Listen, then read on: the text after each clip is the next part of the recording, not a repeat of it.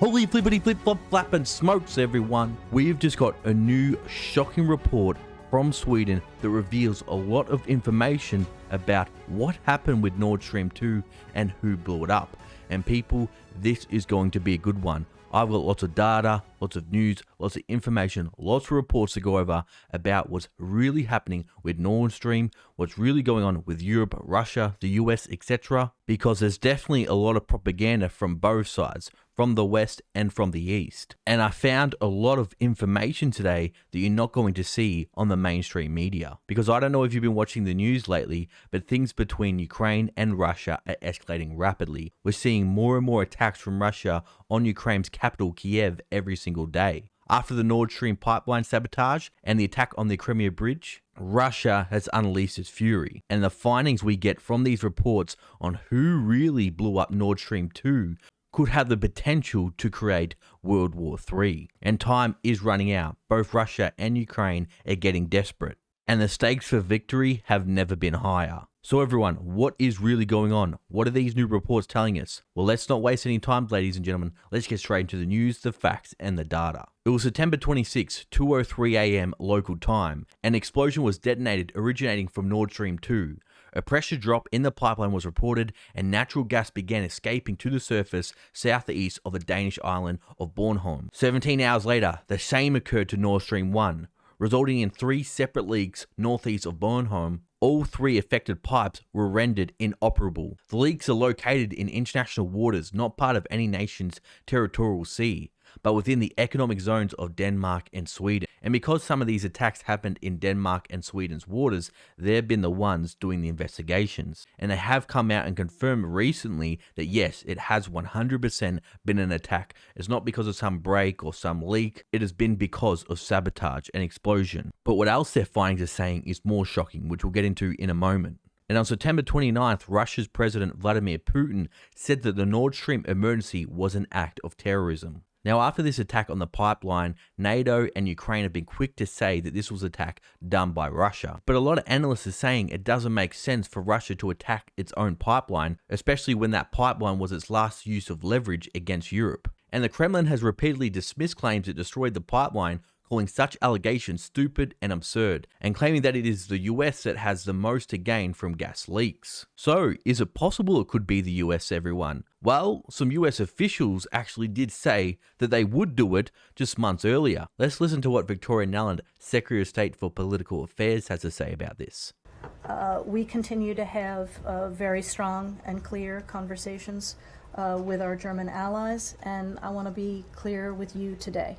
If Russia invades Ukraine, one way or another, Nord Stream 2 will not move forward. Well, everyone, so there she's saying quite point blank that if Russia does invade Ukraine, Nord Stream 2 will not go forward. And this was on January 28th. But maybe this was just a slip of the tongue, maybe it was an accident, maybe the US didn't really mean it. Well, then again, on February 8th, when US President Joe Biden was asked about the subject again, this is what he has to say on the subject. If Russia invades, that means tanks or troops crossing the border of Ukraine again. Then there will be no longer a Nord Stream 2. We will bring an end to it. How will you do that exactly, since the project and control of the project is within Germany's control? I promise you we'll be able to do it. I don't know if you noticed there, people, but when they were both saying this, they were smiling. Here you can see she's quite obviously smiling here. Again, when we look at Joe Biden, he seems quite happy and quite confident about that they'll be able to do it as well. And I find it quite funny that they literally say, we promise we'll do it in February. Then September happens and they say, we didn't do it. But like many geopolitical issues, what you simply have to do is follow the money. And does the US have anything to gain by Russia losing this Nord Stream pipeline? Well, everyone, look at this. September 26th, the day the pipeline was blown up. US LNG to meet Europe's energy needs in short and long term. As Russia holds European energy supplies hostage, this study shows how critical American natural gas will be to lasting global energy security. To harness the power of US LNG, we need smart and consistent policy support here at home, including strengthening domestic pipeline networks and energy export facilities. That will ensure both American consumers and global allies have access to the reliable energy that powers our modern world. Well, everyone, again, it looks like the US would benefit from this, but not just them.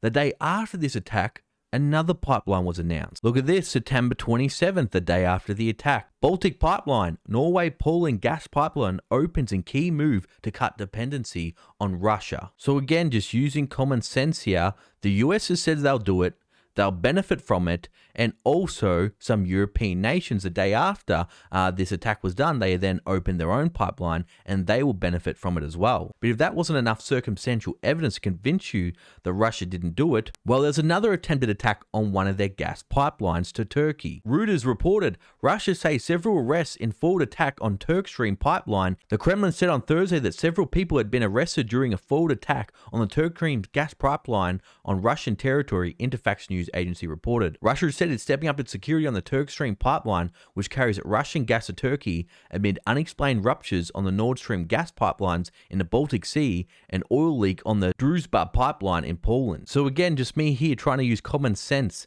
If Russia would blow up their own pipeline that supplies energy to Europe, and then they only had, a few pipelines left to gain some revenue for the country to fund their war, why would they also go ahead and blow up their pipeline to Turkey? It just doesn't make any logical sense at all, everyone. But again, the report from Sweden has come out with some findings, what's really happened with this Nord Stream 2 pipeline.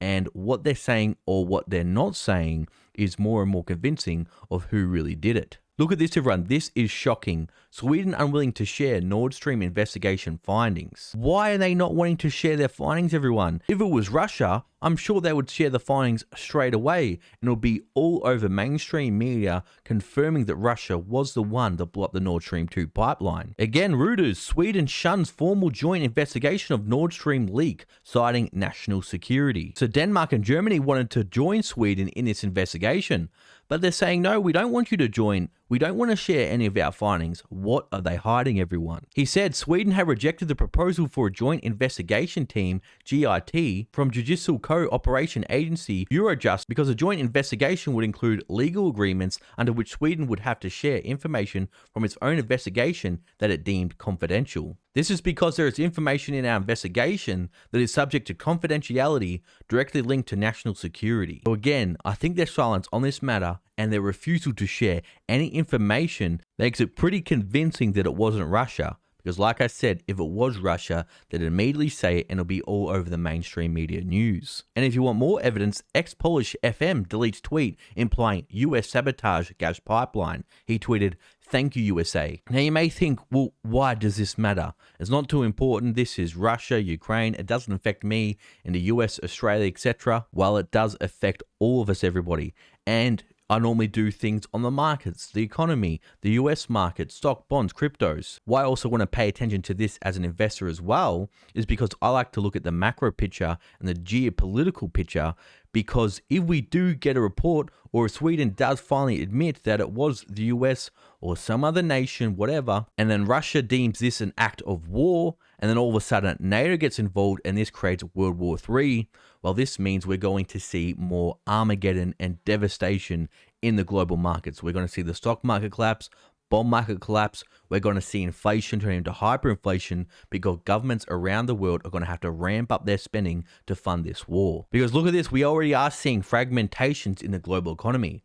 Russia leans on Turkey, India, and China for oil sales before EU ban. So this has more consequences for the global economy and the global superpowers, because we're seeing the BRICS nations, their alliance are getting stronger and stronger. We're seeing tensions rise around the world and things are escalating rapidly. So everyone, what this means, although we can't guarantee it was a certain country, there is a lot of evidence pointing to that it could be the US. And again, if this does come out to be true, things are going to get very, very ugly. So what I'm doing and what I think you should be doing is preparing right now any way you can. Buy food, buy water, buy essentials, because if things do break out to World War III, we're going to see costs of food, water, all basic human essentials skyrocket. So like I tried to warn you in 2020 and 2021 to get these essential items before they did rise, even though they have risen a lot already, I'm warning you to get them again now, just in case.